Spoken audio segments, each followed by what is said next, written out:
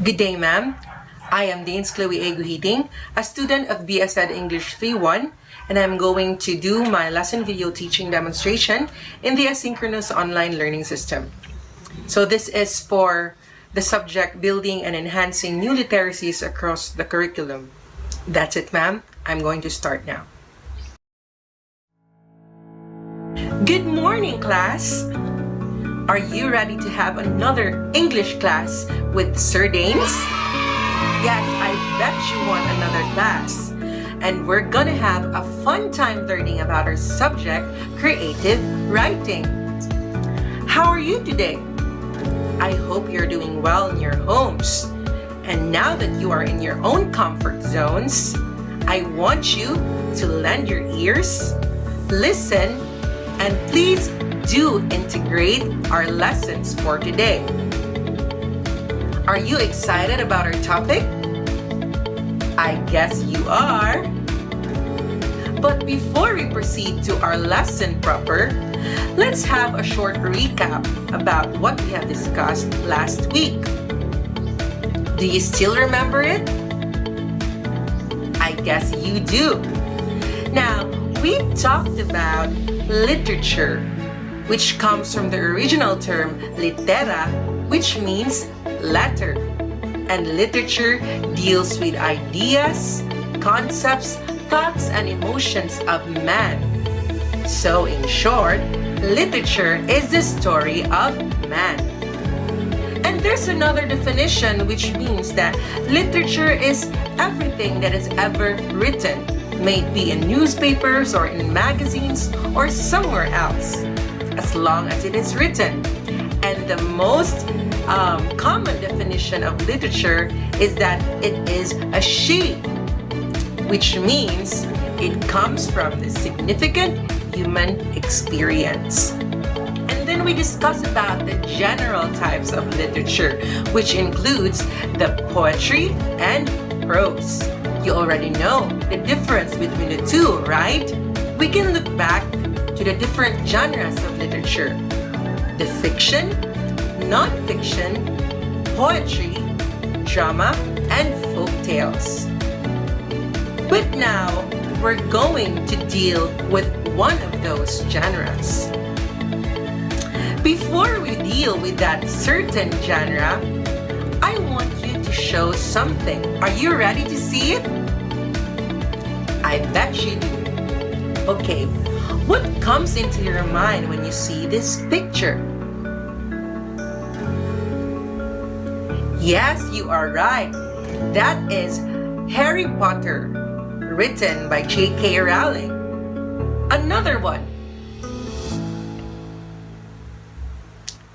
Yes, you are definitely right.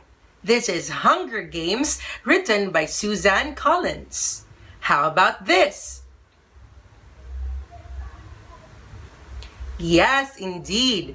Game of Thrones by George Martin. How about I show you a few video clips? Here, watch this.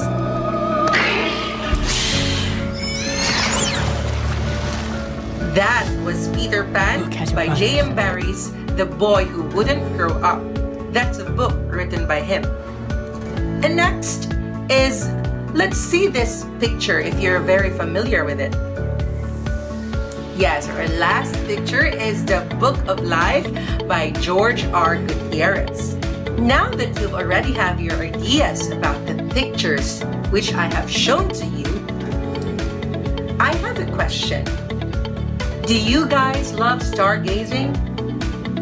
Who wouldn't love to see the stars in a dark black sky?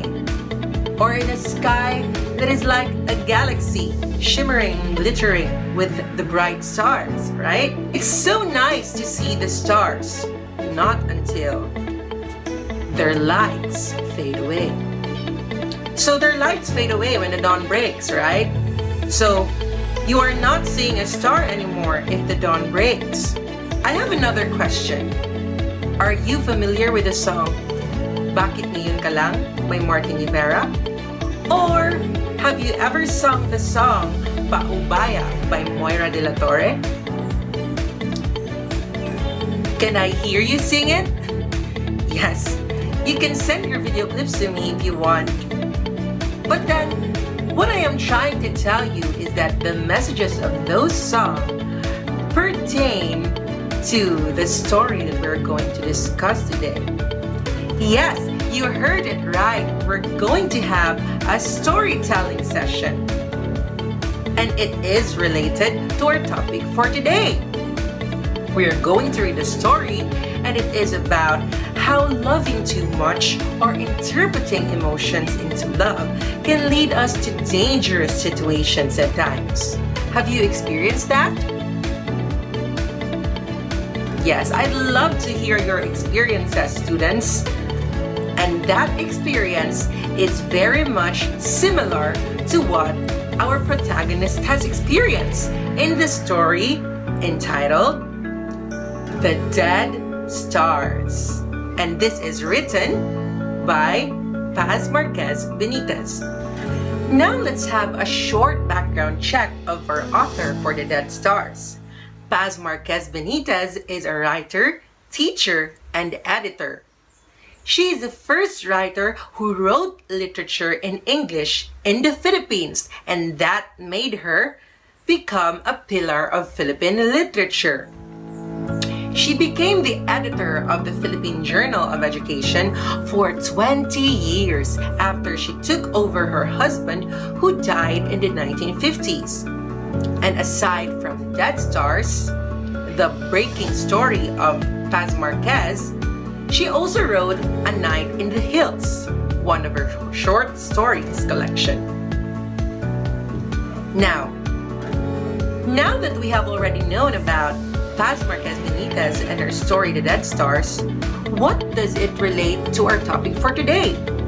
Students, let me present to you our lesson objectives. At the end of the lesson, the students are expected to understand the story entitled Dead Stars by Paz Marquez Benitez. Learn what is fiction. Identify the elements of a short story. Create a free text pyramid from the story in groups. And appreciate the value of literature and its underlying message. So, are we expecting the students to achieve these objectives after the lesson?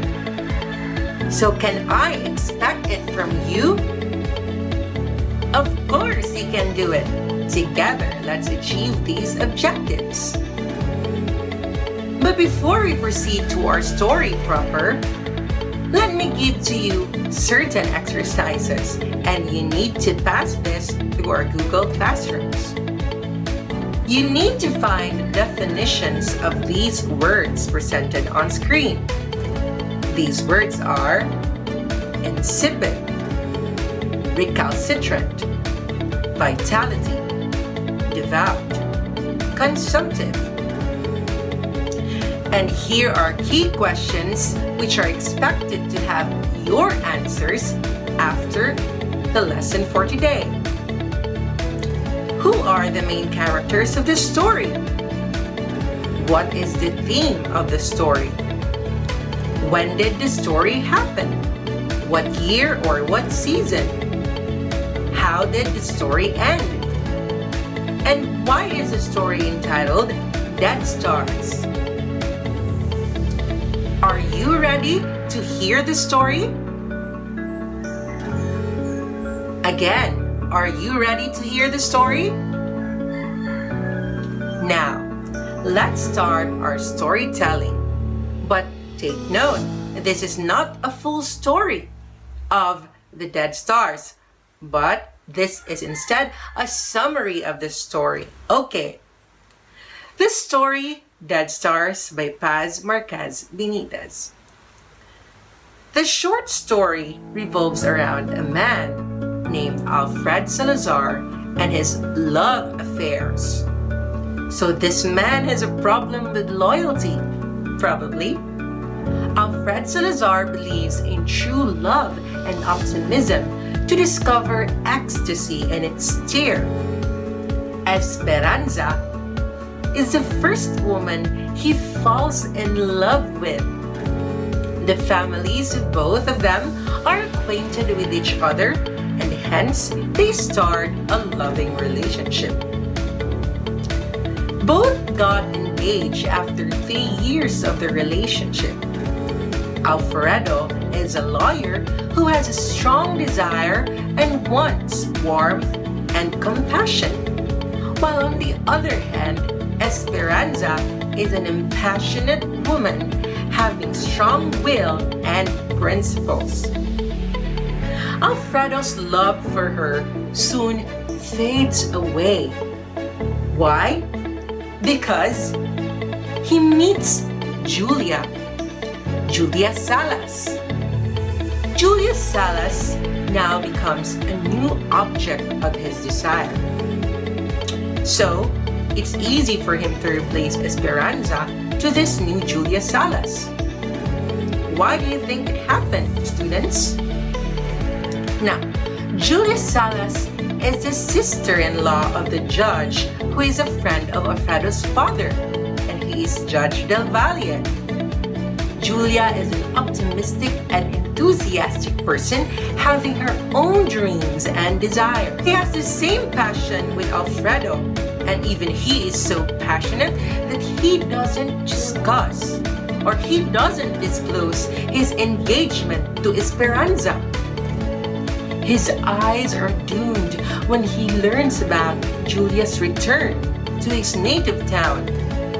With the fear of losing her, Alfredo decides to declare his true feelings for Julia. This is very painful for the part of Esperanza. Yes, I know. When the church function ends during Lenten season, Alfredo goes to meet her. Though his fiancée, Esperanza, the poor Esperanza, is waiting for him. He learns then that Julia has already known about his engagement to Esperanza. On his return home, he goes to Esperanza and finds her talking about loyalty and faithfulness. Esperanza soon confesses to Alfredo that she already knew about the relationship with Julia Salas. This saddened Alfredo because he was guilty of his own actions. But instead of them canceling their wedding, they managed to pursue the wedding, which is yet to be scheduled, and Alfred surrenders to reason. Near Julia's native town, Alfred, after 8 years, is sent to some work on duty. On his visit, he feels nostalgic and cannot resist his lust to Julia. So, he's very excited to meet her. Julia is still single that time. However, when they finally met each other, Alfredo realizes something. He had an epiphany. He realizes that everything is not the same as it were before. Moreover, Julia has also changed. Their love for each other became more like dead stars, which in the past seemed like bright as a morning star, but as time passed, faded away like the sands of time. That concludes our story for today. That is Dead Stars, written by Paz Marquez Benitez. So, what do you think about the story? Now I'm going to introduce our lesson for today. So we're going to discuss about the elements of a short story or the elements of a work of fiction. So, what is fiction? Fiction is any work of literature that includes material that is invented or imagined, that is not a record of things that actually happens in real life. So in short, fiction is more like a collection of fantasy stories. So this includes novels, legends, fables, fantasy stories, and etc. Now, the elements of a story start with the characters. And next is the plot, then the setting, the theme, and lastly, the point of view. So we're going to discuss each of these elements. Let's start with the characters. The characters are obviously the people or entities who take part in the action of the story. There are two types of characters: the major character and the minor character. The major character is the favorite and the most important person of the story. So they are not just persons, but they can also be a group of people. While the minor character is the one who supports the role of the major character. And mostly, the minor character has a great impact for the major character. Now, according to principality, there are two major types of character: the protagonist and the antagonist. The protagonist is the one whom people sympathizes, or this is termed as the star. While the antagonist is the person who goes against the protagonist, or they can be a group of people as well. So in the story, The Dead Stars, who are the characters? Can you give me an answer? Okay, the characters of the story are Alfredo Salazar, Esperanza, and Julia Salas. These are just some of the main characters of the story.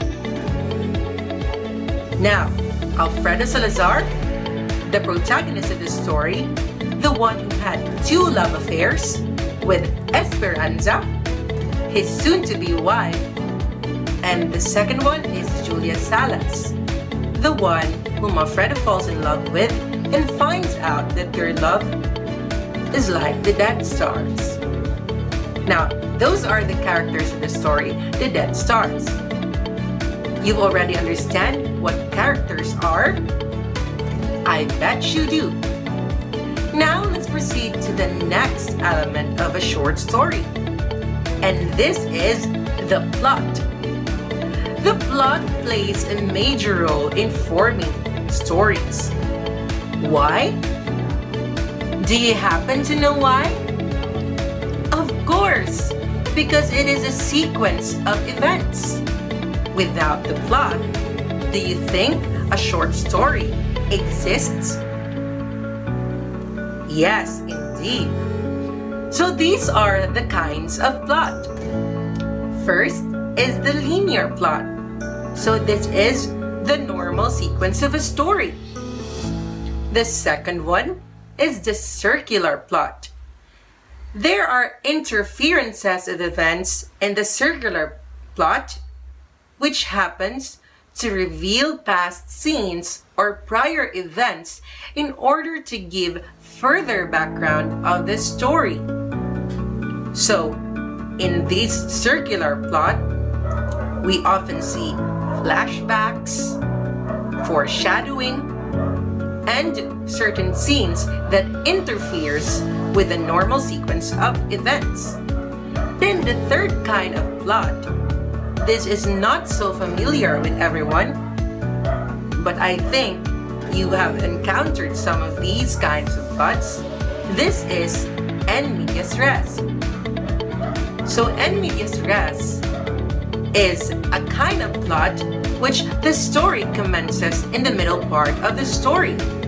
So we don't have any idea what had happened before that certain event, because it generally skips events and lead us directly to the current situation or the now.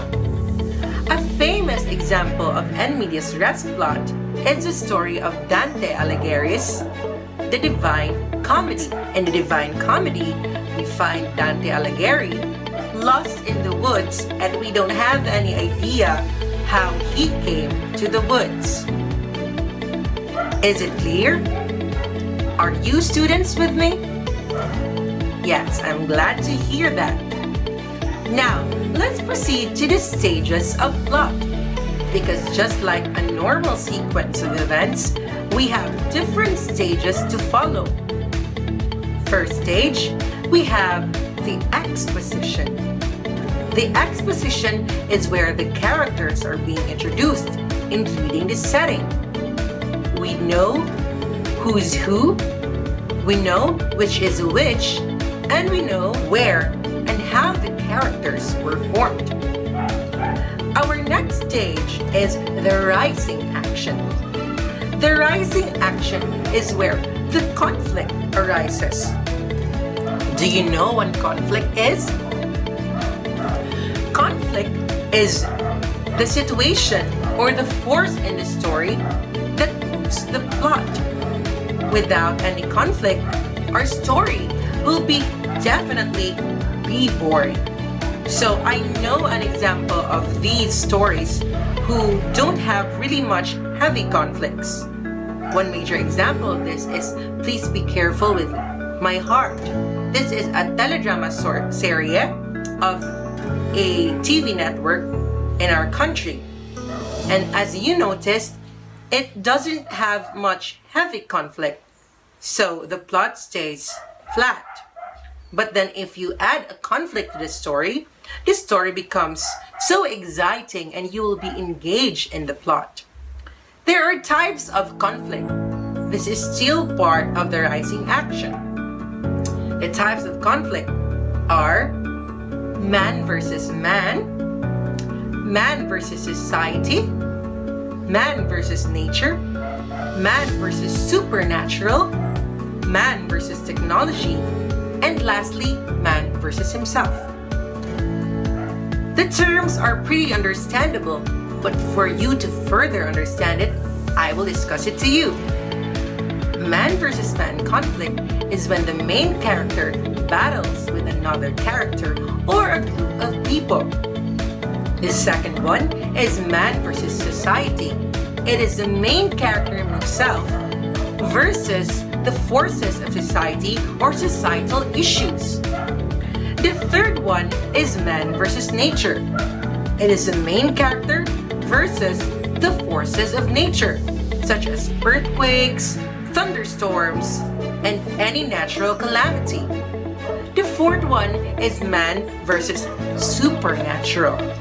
This is very common in ghost stories and in stories that involves people or entities that seem to not exist in the real world. So man versus supernatural beings.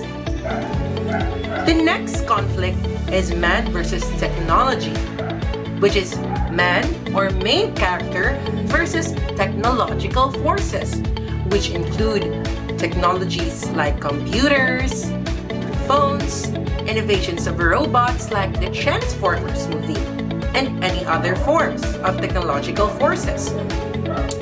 And our next and very common conflict is man versus himself. Is it possible for you to battle your own self?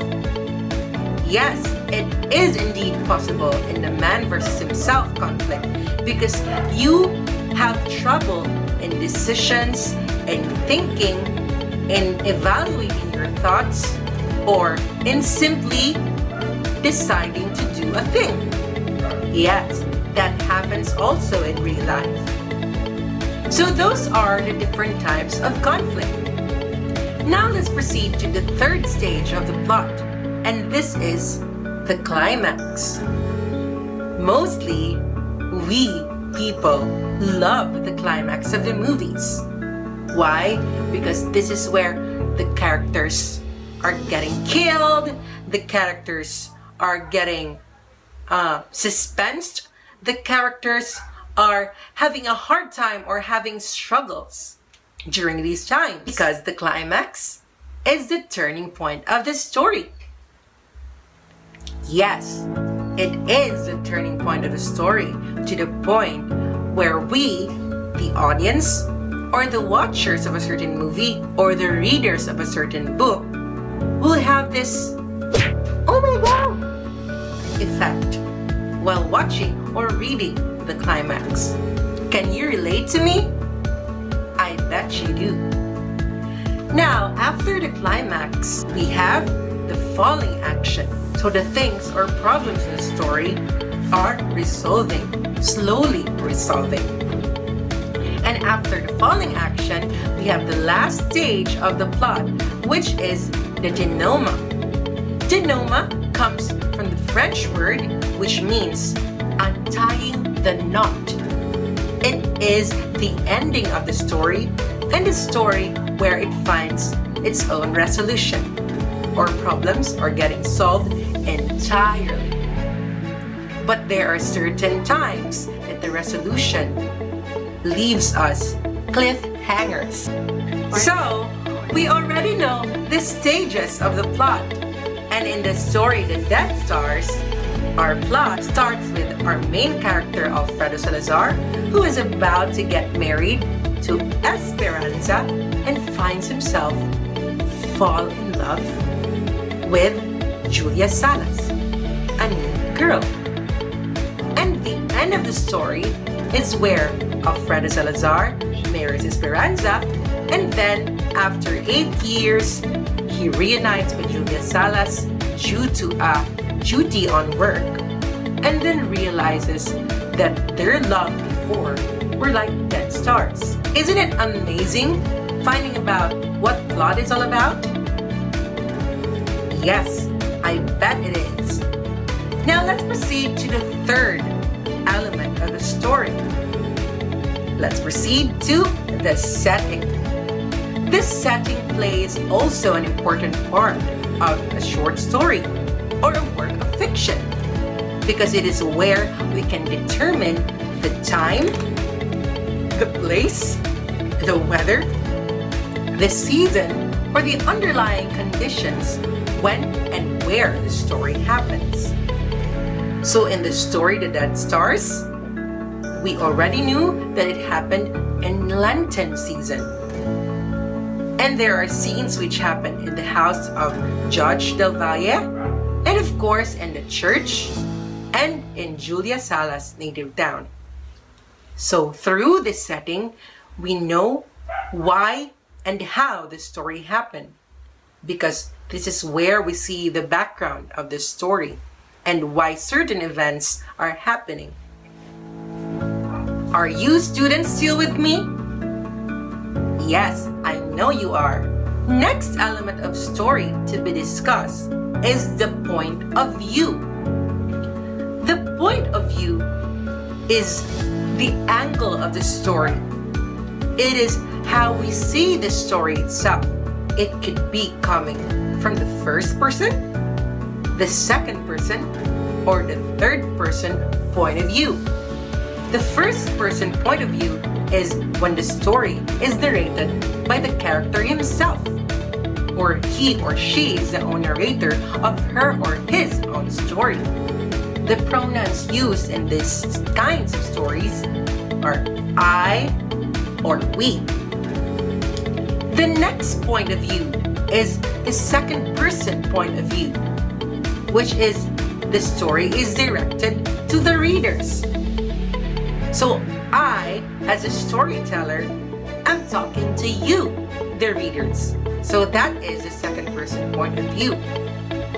While the third person point of view, which is the most common POV, which is used in short stories, it is when a certain narrator is telling us the story. It's either the narrator knows about everything, the emotions, the thoughts, and feelings of the characters, or he or she has limited omniscience. Omniscience means his or her knowledge about the certain things happening inside and outside the character. I hope you do understand the lesson. And the last element of the story is the theme. It is where the story is evolving. It is the major concept of the story. So if it talks about love, the major theme of the story is about love. If it talks about tragedy, then the story is tragic. It simply is the major point of the story, where the story is circling around. Without the theme, the plot would be nothing. Without the theme, the characters and other elements would be nothing.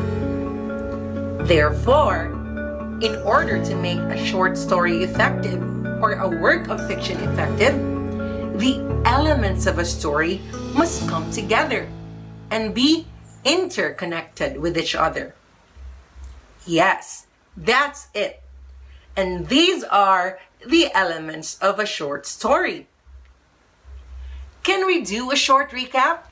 Okay, I know you want it. Our elements of the story include the characters, the plot, the setting, the point of view, and the theme. Are you guys still with me? Yes. Thank you for your responses. I know you're there listening. Okay, that concludes our discussion about the elements of a story. Did you learn something valuable? I bet you do. Now, in order to test what you have learned, I'm going to give some instructions in the Google Classroom. And by the way, I am sending the full transcript of the story through the Google Classroom. So my instructions for our activity are: first, you're going to construct a Freytag's pyramid for the story Dead Stars. What is the Freytag's pyramid? So, for you to find out, you do your research. And I'll give you a clue. The Freytag's pyramid involves the plot of the story. You're going to arrange, or you're going to need the sequence of the story in order to make a Freytag's pyramid. Is it clear? Are my instructions clear?